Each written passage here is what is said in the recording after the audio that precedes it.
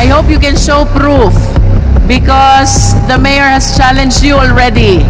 Pag may napatunayan ka daw, ibibigay na niya sa'yo. Iwan po namin ito, Your Honors, na totoo po ang aming nakuha na kinwento ng aming tinatawag na informante. Kung sa dalawang issue kasi dito yung issue tungkol sa 5 million a month daw at saka yung issue tungkol sa dalawang condotel.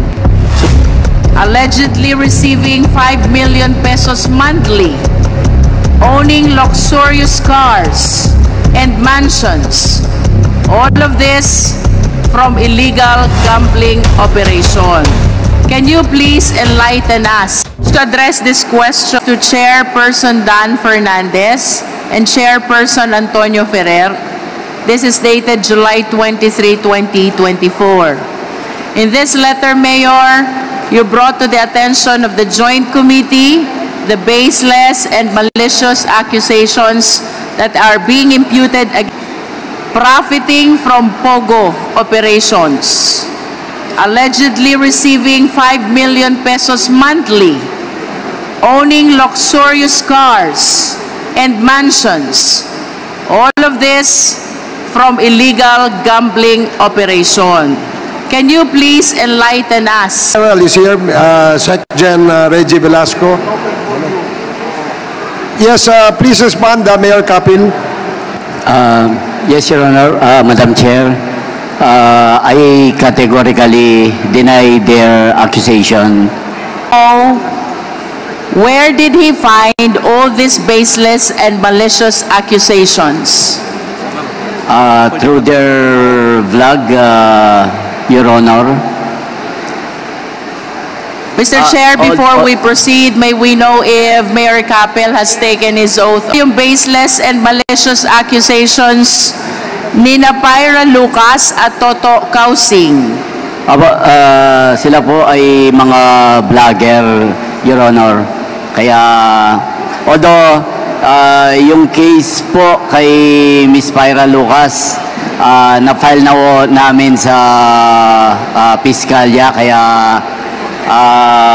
according to my lawyer, may Substance of the allegation as contained in your letter, we will not be commenting on the judicial proceedings that are pending before the court, the one you said, sub judice. If I may proceed, Mr. Chair, I remember that because of this letter, we moved to invite Pyra Lucas and Toto Kausing. Message.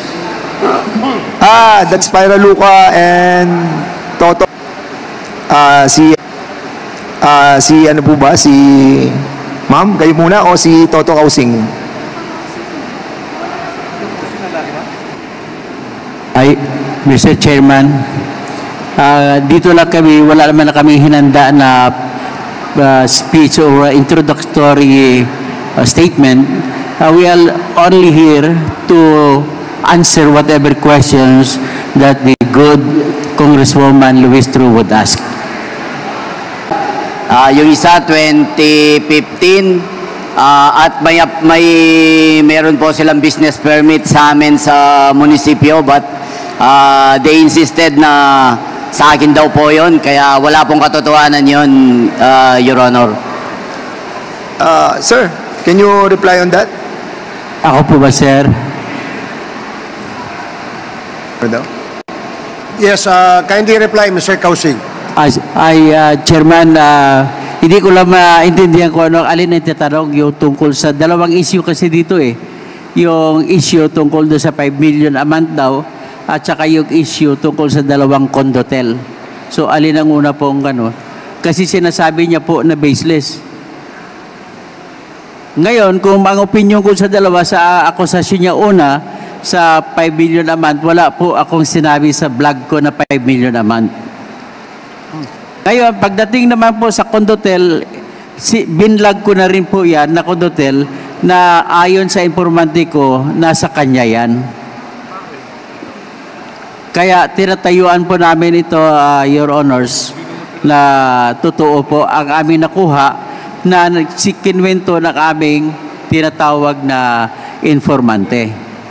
But of course, iyan ang sinabi ng informant ko sa akin. At ang isa sa mga informante ko dito ay nag-identify niya sa sarili niya as isa siya sa malapit nakatira, malapit doon. At kinwento nga rin, nung pinapagawa yan, renovation, ay kinikwento na nagyabang pa nga si Mayor na siya na may-ari nun.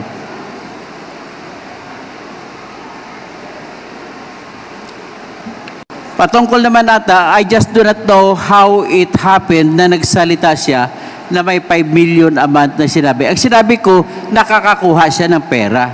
At ang basihan ko po, Mr. Chairman, ay yung statement nila na binigay sa Senate na 10,000 lamang po kada taon ang kinukuha nila na property tax o real property tax o di ka amilyar mula sa mga property ng POGO. So, at sa business tax o mayor's permit, sinabi nila, sila mismo sabi na 4,000 lamang kada taon. So, doon ko po binase ang aking logical conclusion at kinwenta ko ang maaring magiging property tax ng 46 o 43 buildings at binase ko rin po sa inamin ng engineer nila na nag-submit ang nagpatayo o Whirlwind o di kaya Royal Lucky South 99 ng bills of materials na umaabot sa 1 billion 70 million. At kung ganun ang materials cost, ibig sabihin po, bilang civil engineer din ako, na sa ngayon, ang estimated labor cost din po ay almost the same sa materials cost. So kung kwentahin mo, ibig sabihin po, ang most reasonable fair market value ng lahat ng building ay 2 billion. Ngayon, pagkakwenta, paano mo kwentahin ngayon ang real property tax? So kukunin muna ang fair market value which is 2 billion, then multiply it with assessment level na binigay ng batas which is 50% para sa mga commercial. Tapos, i-multiply mo, magiging 1 billion. Pagkatapos, kukunin ang real property tax is equals to 1% times assessed value. So, assessed value is 1 billion times 1%, that is 10 million a year. Tapos, ang lupa pa, sabihin na lang natin na 5,000 per square meter. Ang kinikwenta ko, pag 5,000 per square meter sa 10 hektarya, abot po ng mga abot sa 500 million. So kung kukunin mo po yung tinatawag na assessed value, that is 250 million. At kung kwentahin mo po yung real property tax niya based on assessed value, which is 1%, that is also 2,500,000. So if that is so, ang tinatago na pera mula sana sa property tax at saka sa business taxes ay umaabot mahigit 12 billion. Yun lang po ang sinabi ko po. Okay, Mr. Chairman, kasi may nabasa ako dito from Mayor Capili, that Mayor JBC Capili has a house and lot worth 50 million near the Porac Pogo site. Saan galing tong statement na to? Sa kanila po, nung una yun yung claim nila. Kaya sinabi ko, pag may nakita sila na bahay ko kahit worth 1 million lang sa kanila na, pero wala naman silang nakita. Then, yung condo na naman, pag nakita po nila, nasa akin po yun, sa kanila rin, I will sign an affidavit. Pag nakita po nila na sa akin, sa kanila na rin po. Para maipakita po na talagang wala tayong tinatago. Kasi napakabilis po nilang magsabi na meron kang ganito, pero pag nakita naman nila na wala, parang wala lang sa kanila, pero nasira na po yung pangalan mo. Una, sabi nila sa akin daw yung lupa ng Pogo. Nung nakita naman na hindi sa akin, hindi man sila nag-apologize. Yung problem po sa lupa, 2017 may court decision na, 2019 pa lang ako naupo. Kine-claim din na ako yung kasabwat doon, 2019 pa lang po ako naupo. Kaya, I don't know kung ano po ang may galit po ba sila sa akin para sirain nila ako ng ganito.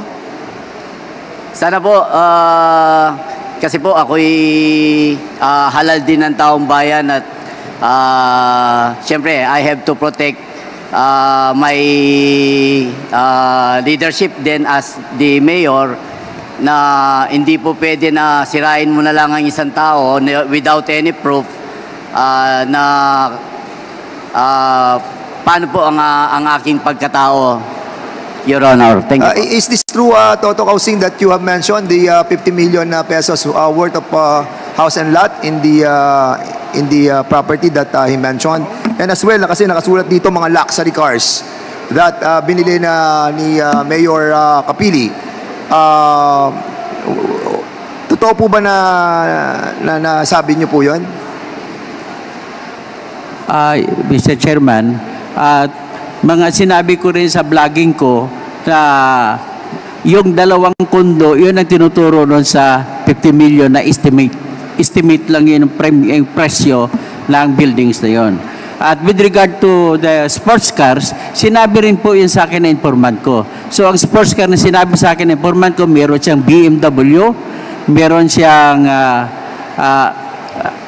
Porsche, at meron din siyang luxury car na Toyota Land Cruiser na may bulletproof.